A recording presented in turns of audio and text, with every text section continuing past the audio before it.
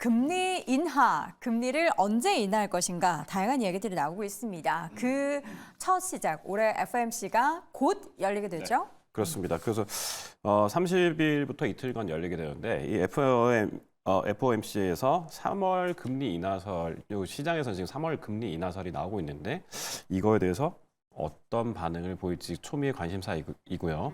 지금 밖에서는 이렇습니다. 일단 반반이다. 그러니까 금리 인하에 나설 확률을 절반 정도로 본다. 이런 의견이 있는데 제롬 파월 연준 의장이 기자회견 등에서 어떤 신호를 보낼지에 따라서 파월 의장과 연준 인사들이 경제 지표를 어떻게 판단하느냐 여기에 따라서 촉각이 좀 곤두서 있다 이런 이야기를 하고 있습니다. 네, 얼마 전에 그러니까 금요일에 나온 PCE 물가 지표를 보면은 앞자리가 2로 다 바뀌었단 말이죠. 심지어 근원도 2로 바뀌었습니다. 근데 연준의 목표치는 이 인플레이션뿐만 아니라 굉장히 다양하게 있잖아요. 네. 노동도 봐야 되고 그래서 아직은 멀었다라는 이야기도 나오던데 김장일 교수님은 어떻게 보셨어요? 저는 각은 잡힌 것 같아요. 각이 잡혔다. 이제 다른 거 볼 거 없고 볼 거 없는 게 아니고 그냥 작게 놓고 복잡하니까 근원 PC가 나왔잖아요. 네. 2.9로 3.1인가 보다 나왔는데 최근 6개월간의 연율로 보면은 1.9%예요. 벌써 2를 네. 깨고 내려갔다. 네, 그다음에 최근 3개월은 1.5고 최근 3개월이야 뭐 조금 더 지켜본다 해도 최근 6개월은 1.9면은 추세가 잡힌 거거든요. 네. 그래서 사실은 이번에 그 2.9도 11월 대비 먼트 오브 먼스로는 0.17, 0.2라고 합시다. 0.2% 오른 거거든요. 그렇죠. 잠깐 여기 보자고요. 2% 얘기했는데 FOMC 연준에서 작년 12월에 그 경제 전망이라는 걸 하는데 네. 그렇게 하면서 24년 올해 연말에 근원 PCE 전망을 내는 게 있어요. 네. 그게 2.4입니다. 2.4. 연말에 2.4% 근원 PC를 전망을 하면서 나온 점도표가 금리 3번 인하거든요. 네. 그렇죠? 그런데 결론적으로는 매월 1월, 2월, 3월 앞으로 3개월 동안에 먼트 오브 먼스 근원 PC가 어저께 나온 것처럼 0.2%씩 오르면은 네. 3월 달 갔을 때의 근원 PC가 1년 전보다 YOY로 2.4가 나옵니다. 네. 그러니까 연말에 2.4% 된다는 근원 PC가 더 빨리 3월 달 데이터가 나오는 3월 달 데이터가 언제 나오냐면 4월 26일 날 나오거든요. 네. 4월에 나올 때 2.4%가 앞당겨질 가능성이 지금 현재로는 꽤 높아졌어요. 거꾸로 얘기하면 그 데이터가 쌓이기 전에 3월 달에 금리 인하를 하기에는 조금 부족한 면이 있어요. 그래서 저는 3월 달은 몰라도 5월 달에 결정을 하게 되는 4월 말에 PCE 나오는 PCE, 3월 달 PCE가 2.4%로 갈 가능성이 어저께 데이터로 크기 때문에 충분히 가능성이 5월 달은 있다라고 말씀을 드릴 수 있겠죠. 결국에는 말씀하셨던 그 연준의 목표, 그러니까 연말에 2.4%가 조기 달성이 될 수도 있지만 그 달성이 될 수 있을 달은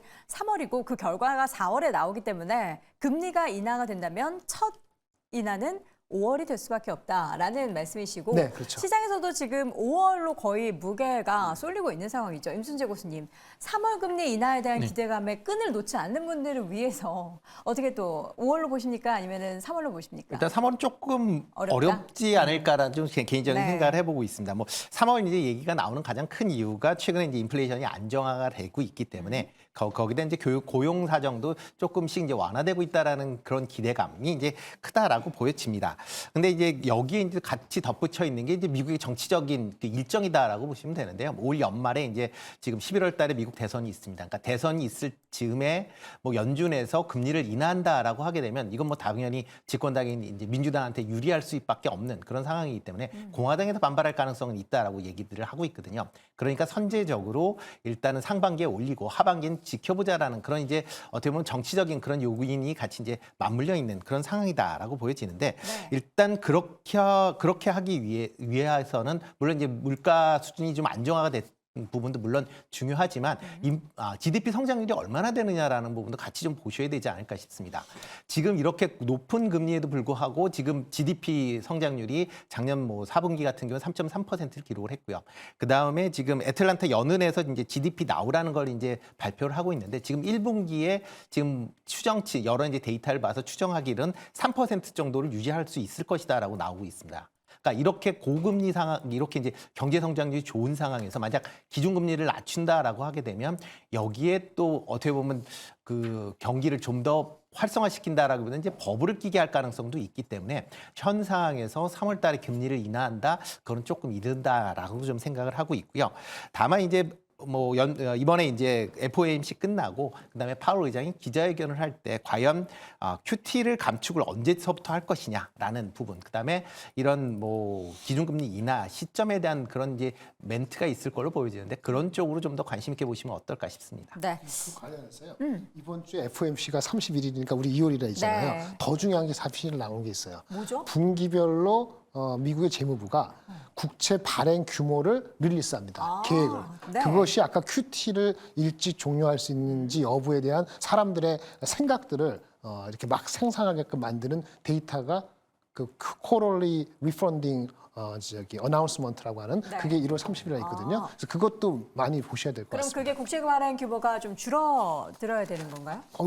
두 가지 있는데 줄어드는 게 좋을 것 같은데 네. 거꾸로 조금 높게 나와도 나쁘지 않아요. 그럼 그걸 소화시켜줘야 되기 때문에 네. 소화시키려면 유동성을 다시 어느 정도 슬쩍 놔줘야 되고 유동 슬쩍 놔주려면은 금리를 3월달 내추지 못하기 때문에 네. QT를 좀 조작할 수도 있다. 그런 심리적인 그런 메시지가 전달되면은 그러니까 1월 말 FOMC가 실제는 3월 달은 금리 인하 안 하더라도 네. 5월 달에 그런 금리 인하나 아까 QT 조정에 대한 그런 인디케이션을 줄 수 있는 빌미가 될 수도 있다. 이렇게 말씀드릴 수 있습니다. 3월에 그 양적 그 긴축을 조금 고삐를 풀어줄 거라고, 그러니까 그거 먼저 하고 그다음에 5월에 금리 인하를 할 거다라는 시나리오는 많이 마련되고 있는 것 같은데 이재용 교수님도 거기에 좀 무게를 싣고 계신가요? 네, 일단 뭐 3월 달에 금리 인하 가능성은 지금 절반 정도 나오고 있습니다. 그래서 아예 확률이 없다라고 보긴 어려운데 지금 최근에 나오고 있는 지표들 그리고 앞으로 나올 지표들을 좀 더 봐야지 우리가 명확하게 알 수 있다라는 말씀 드리고요.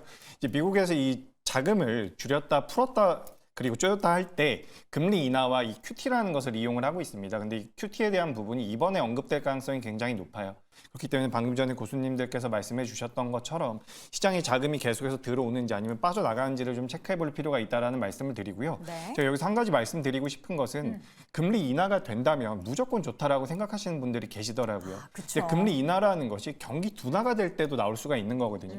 그렇기 때문에 금리 동결 같은, 저는 개인적으로 금리 동결이 좀 더 되는 것도 괜찮다라고 생각을 하고 있습니다. 물론 시장에서 원하는 대로 좀 움직여준다라고 한다면 3월 달에 인하되는 것이 좋지만 지금 우리가 너무 급격하게 금리 인하가 되는 것도 시장에는 부담으로 작용할 가능성이 있기 때문에 코멘트가 좀 더 우호적으로 나오면서 이제 시장 분위기를 좀 만들어가는 게 좀 더 중요하지 않을까 네. 이렇게 말씀드려 보도록 하겠습니다. 인하 같은 동결 제스처를 보여주면 내일 금리 인하 같은 동결로 얘기하려면 뭐라고 얘기해야 되는 뭐 거예요? 알아서 똑똑하신 분이 아니, 사실 그동안의 시장의 움직임이 되게 다 이례적이었잖아요. 금리가 높은 수준임에도 불구하고 시장이 이렇게나 올랐는데 앞으로도 그런 금리가 인하되더라도 시장이 또 올라갈 수 있는 그런 또 빌미는 있는 거 아닙니까? 긍정적으로 있죠. 봤다면. 네, 그럼요. 근데 네. 역사적으로 봤을 때 금리가 동결 기조가 이어졌고 그다음에 인하가 되고 나서는 시장이 안 좋았기 때문에 우리가 또 우려를 하고 있는 부분은 없지 않아 있습니다. 자, FOMC 과연 또 어떤 이야기들이 시장에 전해지고 그에 따라서 시장은 과연 긍정적으로 반영할지 부정적으로 반영할지 우리가 뚜껑을 열어봐야 하니까